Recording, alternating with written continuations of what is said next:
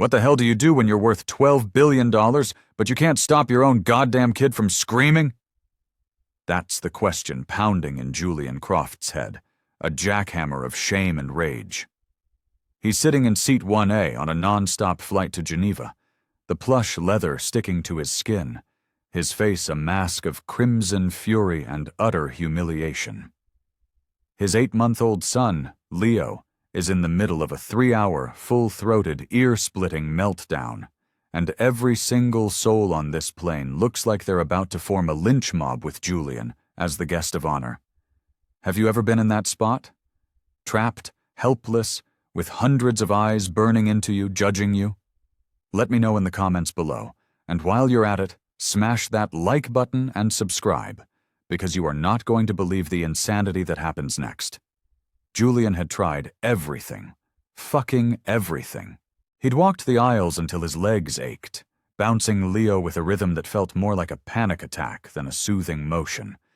He'd offered bottles of designer German formula, which Leo rejected like poison, spraying the milky liquid across Julian's $7,000 Brioni suit. He'd changed diapers in a bathroom the size of a coffin, a claustrophobic hell that left him sweating and fumbling with tabs and wipes. He even tried playing a Brahms lullaby through his noise-canceling headphones, pressing them against Leo's tiny, furious head. Nothing. The screams just got louder, sharper, a relentless sonic assault. The other first-class passengers weren't even hiding their contempt anymore. He could feel their glares, each one a silent indictment. You and your screaming fucking brat are ruining this for everyone. The flight attendants had offered their useless, syrupy suggestions, their plastic smiles barely concealing their own desperation. Even the goddamn pilot had made a snide announcement about ensuring a tranquil environment for all our guests, a little piece of passive-aggressive bullshit aimed directly at Seat 1A. That's when the impossible happened. A kid, couldn't have been older than 17, emerges from the curtain separating the cattle class from the kings. He's a black kid from the Bronx. You could tell by the grit in his eyes and the unapologetic set of his jaw. His clothes are worn but immaculate, his backpack held together with sheer willpower and a few strips of gorilla tape. He walks right up to Julian's seat, moving with a quiet confidence that seems to bend the furious energy in the cabin around him. He doesn't ask permission. He doesn't introduce himself. He just leans in, his gaze fixed on the screaming baby, and gently reaches out. "May I?" he asks, his voice a low, calm rumble that somehow cuts straight through Leo's shrieking. Julian is so far past exhaustion, so deep in his own personal hell, that he doesn't have the energy to question it. A stranger, a teenager from the back of the plane, wants to hold his kid? Fine. Whatever. He just nods, a single defeated gesture, too wrecked to give a damn about appearances or propriety. The second the kid's hands touch Leo, a miracle unfolds. The screaming stops, not fades, not whimpers down. It just stops. A switch is flipped. The sudden, absolute silence is deafening. It crashes down on the cabin, a physical weight, and 200 passengers collectively hold their breath, terrified to move, terrified to break the spell. The teenager holds Leo with an expertise that seems ancient, a knowledge that couldn't possibly belong to a 17-year-old. He applies a gentle, steady pressure to specific points on the baby's back and chest, his thumb rubbing a slow, hypnotic circle, while humming a melody so deep and resonant it feels like it's coming from the earth itself. Leo's eyes, squeezed shut in a tormented grimace for hours, flutter open. They're wide, curious, and for the first time since takeoff, they look calm, peaceful. He stares up at the boy's face, utterly captivated. How did you do that?" Julian whispers, his voice raw, staring at this mysterious kid who had just accomplished what a team of pediatric specialists and a fortune in baby technology couldn't. The kid offers a small, knowing smile. My mom was a NICU nurse. She taught me about harmonic resonance. Certain vibrations can calm a baby's nervous system. Julian's gaze sweeps the cabin. Every single passenger is staring, their expressions transformed from annoyance to pure, unadulterated awe. But as Julian looks back at the young man who just performed this act of quiet magic, he notices something that makes his heart hammer against his ribs. Peeking out from the kid's patched-up backpack is the neck of a violin case, old and scarred, covered in stickers from youth orchestras and citywide competitions. An intelligence burns in the boy's eyes, a profound depth that goes far beyond his years. "Who are you?" Julian asks, his voice thick with a wonder he hasn't felt in years. The teenager looks Julian dead in the eye, his gaze unwavering, mature. "My name is Marcus Thorne. I'm 17. I'm from the Bronx, and I'm on my way to Geneva to audition for the World Youth Philharmonic." Julian feels the ground shift beneath him. The person who just saved his sanity, who soothed his child when he was at his absolute lowest, wasn't some high-priced professional or a fellow member of the global elite. He was a brilliant, gifted teenager from a world away, a kid from one of the toughest boroughs in America. As Marcus continues to hold Leo, who is now gurgling, actually cooing with contentment, Julian has no idea that this chance encounter is about to unravel a story of staggering talent, profound sacrifice, and a fierce determination that will redefine everything he thought he knew about success, and in doing so, change both of their lives forever. Julian Croft, at 45, was the architect of a biotech empire. His company, Ethelred Innovations, was valued at over $12 billion, pioneering gene-editing therapies that were changing the face of modern medicine.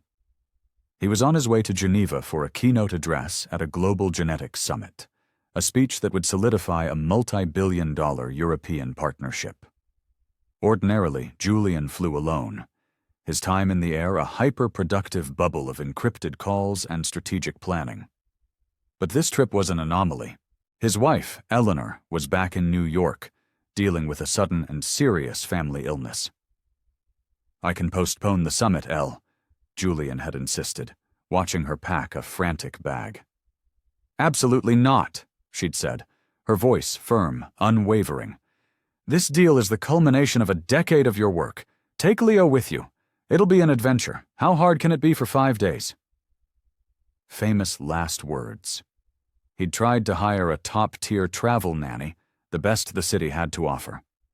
But a sudden case of appendicitis had taken her out of commission 12 hours before the flight.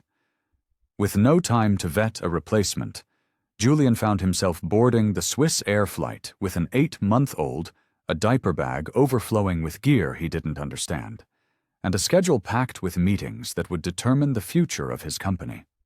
For the first 2 hours, it was a dream. Leo slept in the first-class bassinet, a perfect tiny angel. While Julian finalized the key points of his speech, he'd actually allowed himself to think Eleanor was right. How hard can it be? Then Leo woke up, and all hell broke loose. The screaming began as a confused cry and quickly escalated into a full-blown, rage-filled shriek. Julian's carefully constructed confidence shattered. He tried the bottle Eleanor had packed. Leo thrashed his head back and forth, knocking it from Julian's hand, his cries intensifying. He tried the diaper change in the cramped lavatory, a nightmarish ballet of flailing limbs and his own clumsy, sweaty hands. Leo just screamed louder. He paced the aisle, bouncing and shushing, feeling the burn of judgment from every direction. The flight attendants offered their useless platitudes. "Sometimes they just need a good cry," one offered with a pained smile. "Have you tried the white noise function on the entertainment system?" another suggested, as if the sound of a digital waterfall could quell this tiny demon. Nothing worked. Leo screamed with a primal force, a sound of pure, untempered misery. As the third hour began, The atmosphere in first class turned toxic. In seat 2B, a famously cantankerous hedge fund manager, Bartholomew Finch, was sighing with theatrical loudness, pointedly tapping his Patek Philippe watch. "This is precisely why infants have no place in a premium cabin," Finch grumbled to his companion, loud enough for the entire section to hear. Across the aisle, a young tech influencer, her face a mask of Botoxed disdain, was furiously typing on her phone, no doubt live-tweeting the horror of her ruined flight. "Some people have zero consideration," she announced to her assistant. "If you can't control your spawn, you shouldn't fly commercial." Julian felt a hot flush of shame and anger creep up his neck.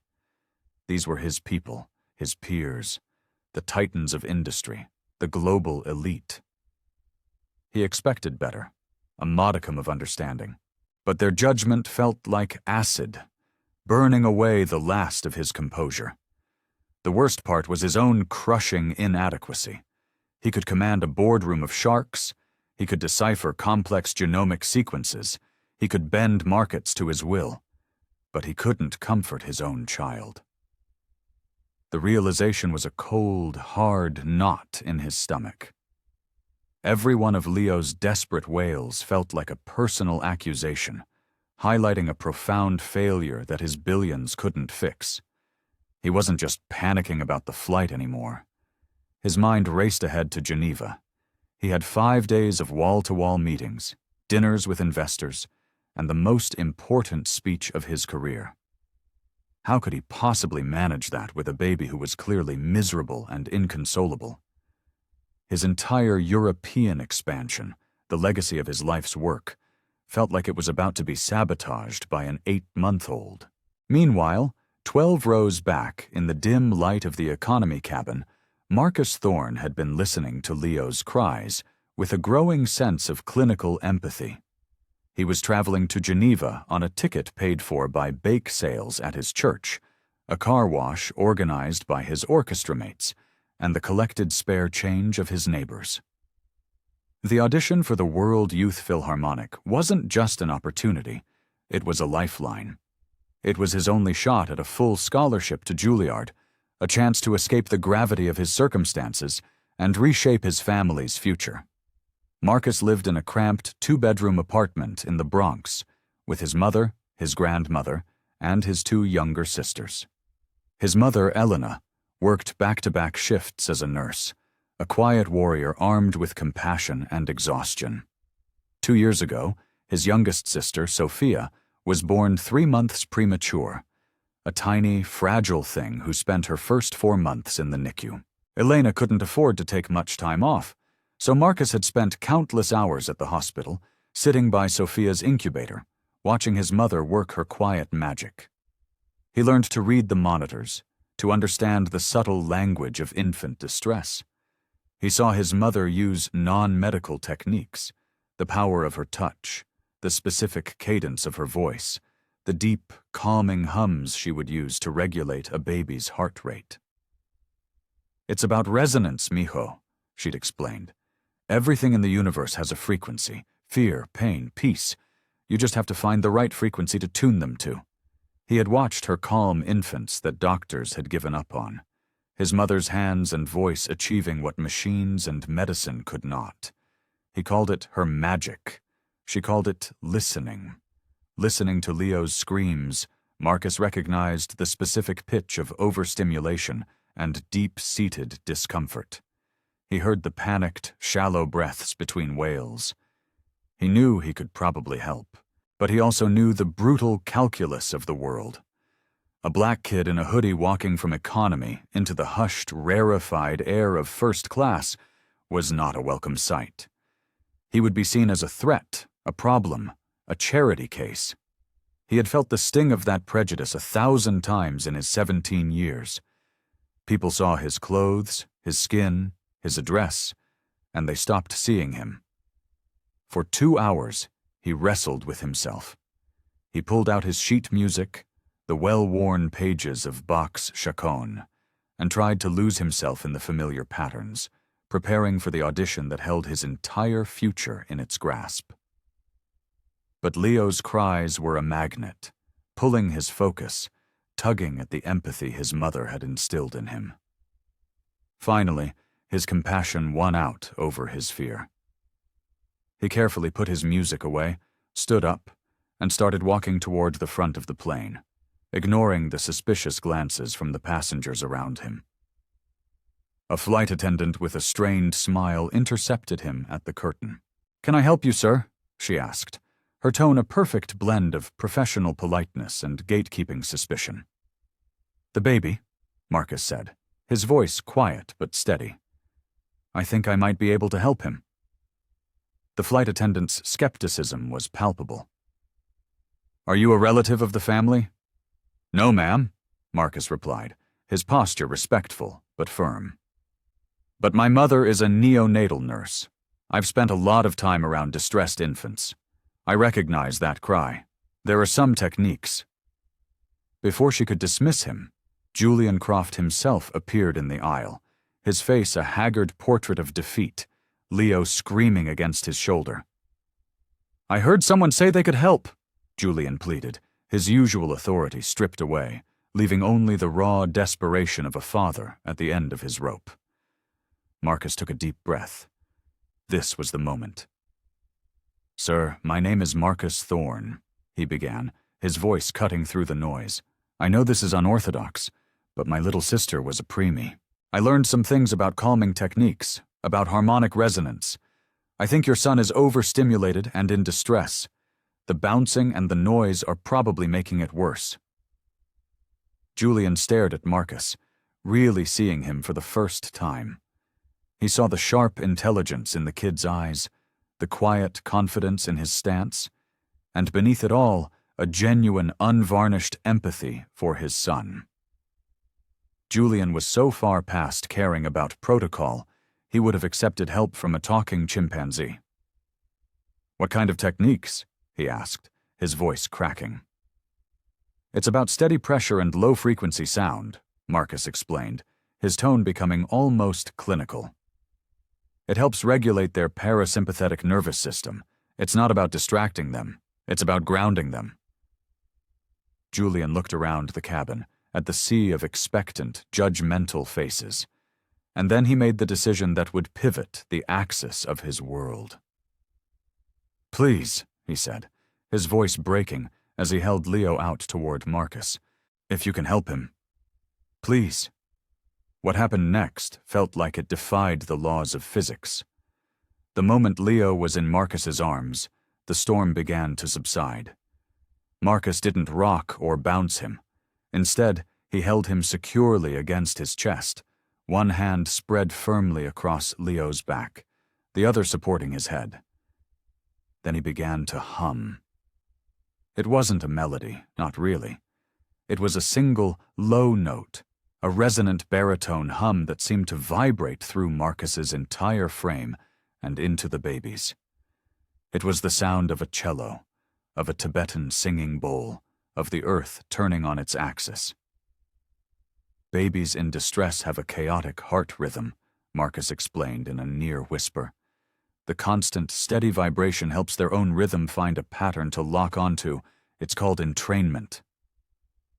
Leo's screams tapered off into whimpers, the whimpers into hiccups, and the hiccups into a profound, bone-deep silence. The entire cabin was frozen, watching this kid from the Bronx work a miracle. Leo's eyes, red and swollen from crying, blinked open and focused on Marcus's face, his tiny body melting into the boy's embrace.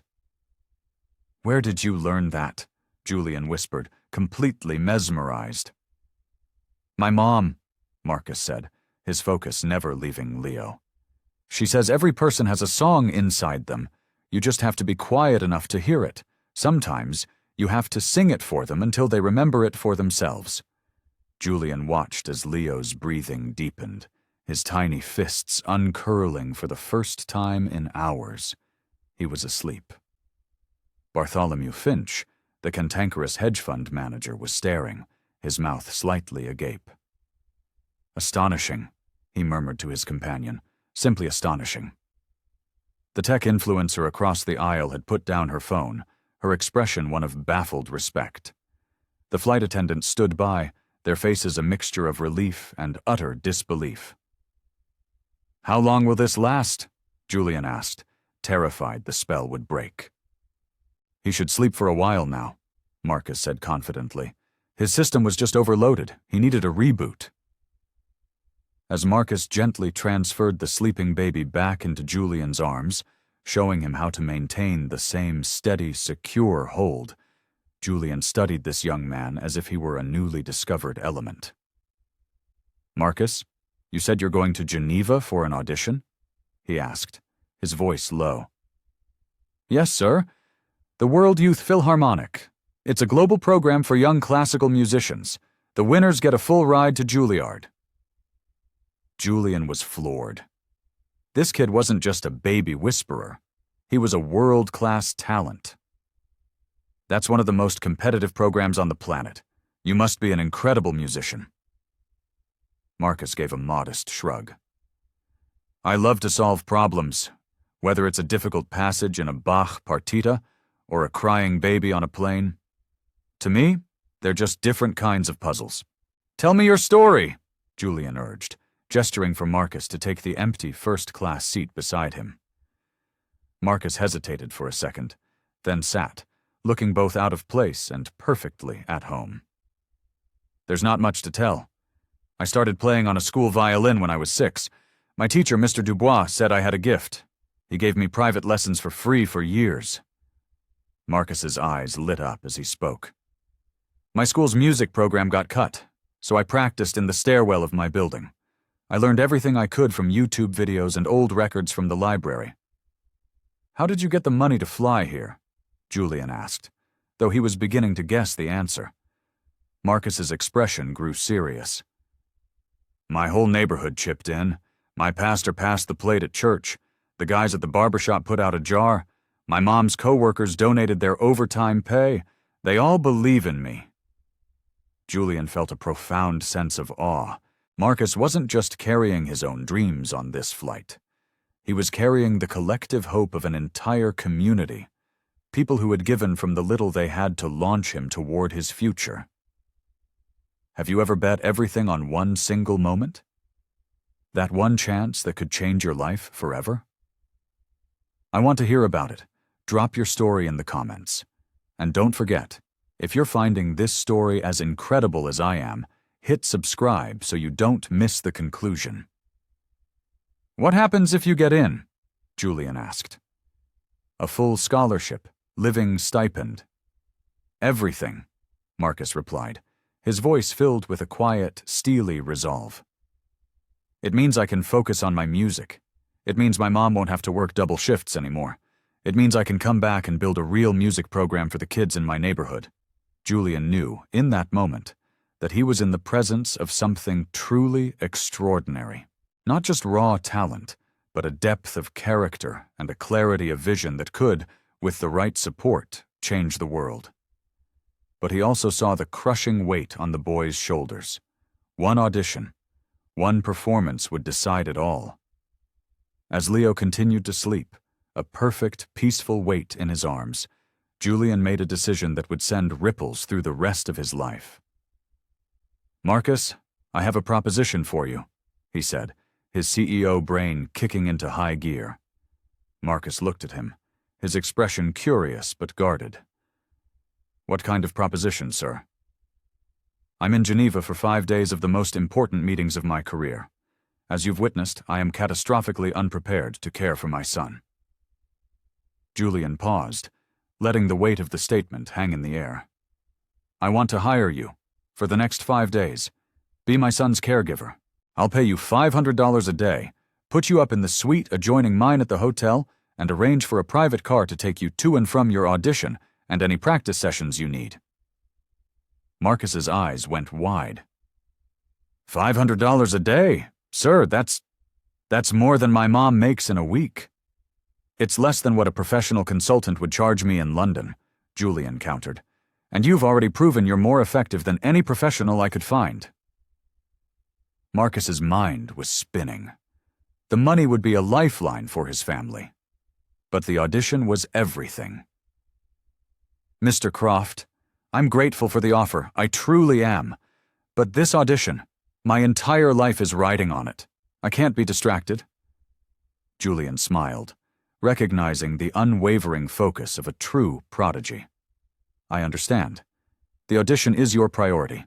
I would only need you during my meetings and some evening events. The rest of the time is yours to practice and prepare." Julian leaned in, his voice dropping. "Marcus, in my world, I meet brilliant people every day. But what you did 3 hours ago, that was something else. You didn't just solve a problem. You saw a human being in distress, 2 of them, actually, and you stepped in. You risked being misunderstood, being rejected, to help a stranger. That kind of character is rarer and frankly more valuable than any stock in my portfolio." Marcus was overwhelmed. His trip to Geneva was supposed to be a simple, terrifying, all-or-nothing mission. Now it was becoming something infinitely more complex. As the plane began its descent, the lights of Geneva sparkling like a carpet of diamonds below, Marcus looked at Leo, sleeping soundly in his father's arms, and he knew his life had already changed in ways he couldn't yet comprehend. This audition might not be the only test he would face this week. The bigger test would be navigating this new, dizzying world of wealth and power that Julian Croft represented, without losing sight of the values and the community that made him who he was. As the plane taxied to the gate at Geneva Airport, Marcus made his decision. "Mr. Croft," he said, his voice clear and steady as passengers began to stir, "I accept your offer. I'll help you with Leo." A wave of profound relief washed over Julian. It was more than just solving his childcare crisis.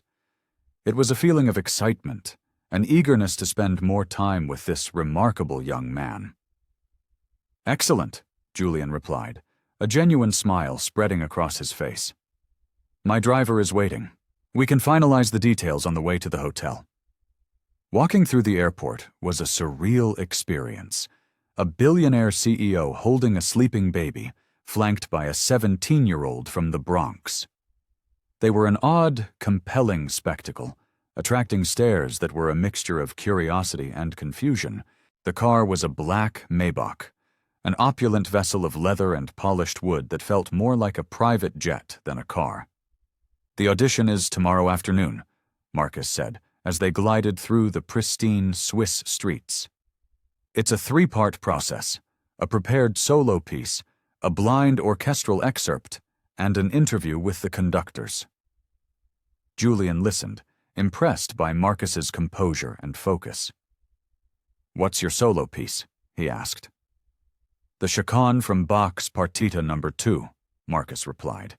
"It's considered one of the most technically and emotionally demanding pieces ever written for solo violin." They arrived at the Four Seasons Hotel de Bergue, a palace of old-world elegance overlooking Lake Geneva. Noah felt as though he had walked through a portal into another reality. The lobby glittered with crystal and gold, the air scented with money and expensive perfume. "Mr. Croft, welcome," the manager greeted them, his smile radiating practiced deference. "Your presidential suite is ready, as is the adjoining room you requested." Julian's suite was a sprawling expanse of rooms larger than Marcus's entire apartment building floor. Floor-to-ceiling windows offered a breathtaking panorama of the lake and the Jet d'Eau. "Your room is right through there," Julian said, gesturing to an interconnecting door. "Privacy, your own bathroom, room service, anything you need." Marcus stepped into his room and felt his breath catch. It was a haven of quiet luxury, with a bed that looked like a cloud and a marble bathroom that gleamed under soft lights. "Mr. Croft, I don't know what to say. Why are you doing all this for me?" Julian was gently placing Leo into a crib the hotel had provided. "Marcus, I've built my career on one skill above all others: pattern recognition. I recognize talent, I recognize character, and I recognize drive. What you demonstrated on that plane wasn't just a fluke. It was a combination of empathy, intelligence, and courage. He paused, his expression turning serious. But there's more to it. You remind me of me. Marcus looked at him, confused. Sir? I wasn't born into this, Julian said, gesturing around the opulent suite. My father was a steelworker in Pittsburgh. My mother was a seamstress. I got out on a scholarship. I fought my way into rooms I wasn't invited into, and I built my company from nothing but an idea and a refusal to fail. This revelation stunned Marcus. He had built a fortress of assumptions around Julian Croft, the billionaire. Now, that fortress was crumbling. The difference, Julian continued, his voice softer now, is that a few key people opened doors for me along the way. They saw something in a hungry kid from the wrong side of the tracks and took a chance. I've always told myself that if I ever had the chance, I'd pay it forward. The next morning, the day of the audition, the air was thick with nervous energy. Julian had a 10 a.m. meeting with a consortium of German investors. Leo usually naps around noon for about 2 hours, Julian explained, over a breakfast of croissants and berries that cost more than Marcus's weekly grocery budget. That should give you a solid block of time to warm up and get centered before you have to leave. Marcus was grateful, but he also found that taking care of Leo was a welcome distraction. The baby's simple, immediate needs grounded him, pulling him out of the spiraling vortex of his own anxiety. He played his violin for Leo, not the ferocious chaconne, but simpler, sweeter melodies. Leo watched, mesmerized, his little hands clapping with delight. The audition was held at the Conservatoire de Musique de Genève, a hallowed hall that had hosted some of history's greatest musicians. As Marcus walked in, clutching his worn violin case, he was surrounded by other young prodigies from every corner of the globe. They were the best of the best, polished and poised, many of them carrying instruments that were worth more than his family's home. The intimidation was a physical force, pressing in on him. But then he remembered Julian's words. You earned your place here. He thought of his mother, his neighborhood, and the impossible weight of their belief in him. He wasn't just playing for himself, he was playing for all of them. When his name was called, he walked onto the stage, the lights hot on his face, the panel of judges a row of shadowy, inscrutable figures in the darkness. He took a breath, raised his violin, and began to play. The first notes of the chaconne filled the hall, a sound of such raw, aching beauty that one of the judges physically flinched. Marcus wasn't just playing the notes, he was telling a story of struggle, of sorrow, of a desperate, defiant hope. He poured the grit of the Bronx, the exhaustion in his mother's eyes, the fierce love of his community, and the quiet miracle in the sky with a crying baby into the music. He played with a maturity and emotional depth that was staggering. He was no longer a 17-year-old kid at an audition. He was a conduit for something ancient and profound. When the final note faded into the vast silence of the auditorium, he stood, breathing heavily, his entire body trembling with the aftershocks of the performance. For a long moment, there was only silence. Then, the head judge, a legendary and notoriously stern German conductor, slowly stood up and began to applaud. Marcus returned to the hotel in a daze, unsure of what had just happened. He found Julian on a conference call, pacing the living room of the suite. Julian ended the call abruptly the moment he saw him.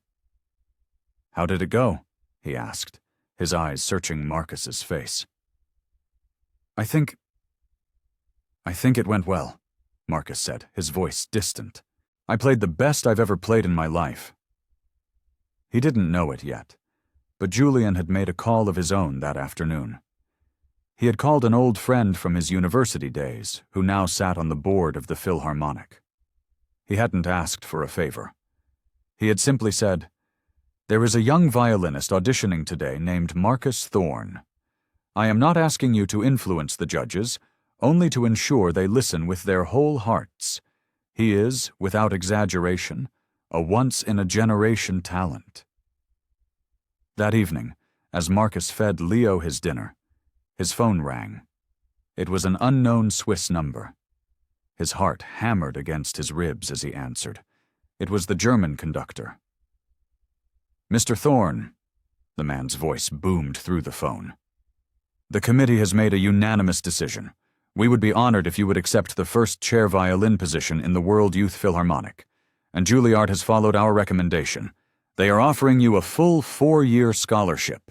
Marcus dropped the spoon. Tears welled in his eyes, hot and sudden. He looked across the room at Julian, who was watching him with a knowing smile, holding a sleeping Leo. The journey wasn't over. It was just beginning. A few days later, as they prepared to fly back to New York, their lives were irrevocably altered. Marcus was no longer just a kid from the Bronx with a dream. He was a recognized prodigy with a future paved in gold. Julian was no longer just a ruthless CEO. He was a mentor, a patron, a man who had rediscovered a part of his own humanity 30,000 feet in the air. "You know what's funny?" Marcus said, looking down at Leo, who was happily nestled in his arms. "This all happened because of a screaming baby, a simple act of just trying to help."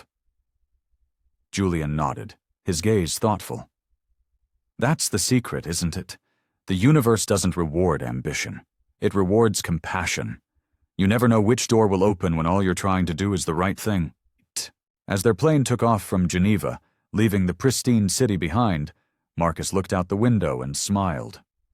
The kid from the Bronx who did the unthinkable by calming a billionaire's baby had discovered the most unthinkable thing of all: that a single act of kindness could be the most powerful song in the world, a melody that could quiet any storm and open any door. The crying had stopped. The audition was won. And the future stretched out before him, a symphony of infinite possibility he had never dared to imagine. An act of kindness that changed everything. It just goes to show you that the best things in life happen when you least expect them.